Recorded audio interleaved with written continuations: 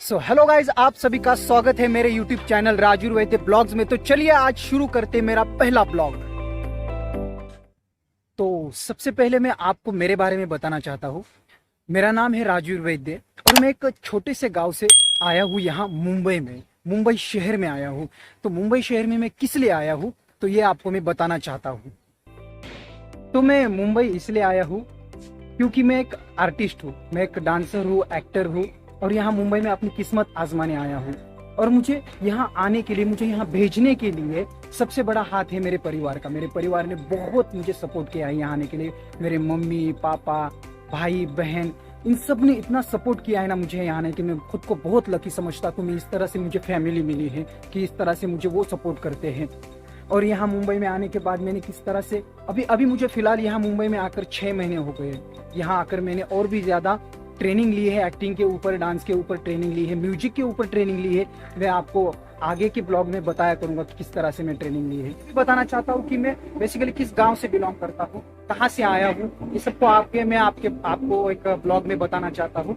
छोटे से गाँव से आया हूँ, एक छोटे से गांव से यहाँ पर आने के बाद एक लड़का है कि किस तरह से अपने स्ट्रगल लाइफ जीता है, किस तरह से अपने सपनों को पूरा करता है, ये सब चीजें मैं आपको दिखाना चाहता हूँ। आज मुझे खुशी इस चीज की हो रही कि मेरा ये पहला ब्लॉग है। और मैं जब पहला ब्लॉग वो आपने देखा कि गार्डन में शूट कर रहा था, तभी एक बच्चे ने मुझे पागल कहा था। कि मैं खुश था कि मुझे पागल कहा कि उसने कि ये क्या कर रहे हो, किस तरह से वीडियो बना रहे।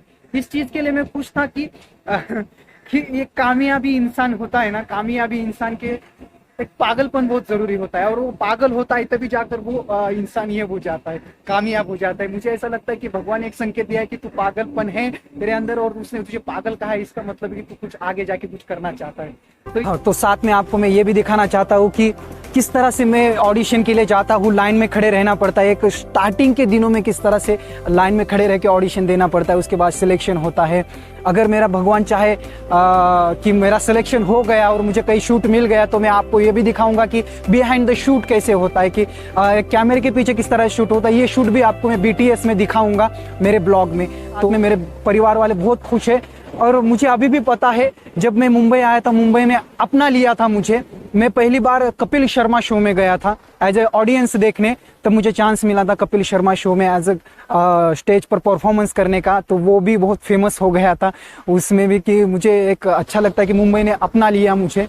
तो और साथ में मैं आपको मुंबई के जो फेमस प्लेसेस है, बहुत जगह पर है, ऐसी जगह है जो बहुत फेमस है मुंबई में, उस जगह पर जाऊंगा, वहां पर एक्सप्लोर करूंगा, दिखाऊंगा। जैसे कि बीच होता है, ताजमहल ही बोल दिया बीच होता है, ताज होटल है, गेट ऑफ इंडिया है। इन सब चीजों के बारे में आपको एक्सप्लोर करना चाहता हूँ, आपको दिखाना चाहता हूँ। हर एक डेली मेरा ब्लॉग आपको देखने को मिल जाएगा, किस तरह से मैं यहाँ मुंबई में अपने आप को एक्सप्लोर करना चाहता हूँ, दिखाना चाहता हूँ दुनिया को कि एक टैलेंट क्या होता है। एक छोटे से गांव से टैलेंट निकल कर मुंबई आता है, फिर मुंबई में किस तरह से बेहतर, खुद को और भी बेहतर बनाता है।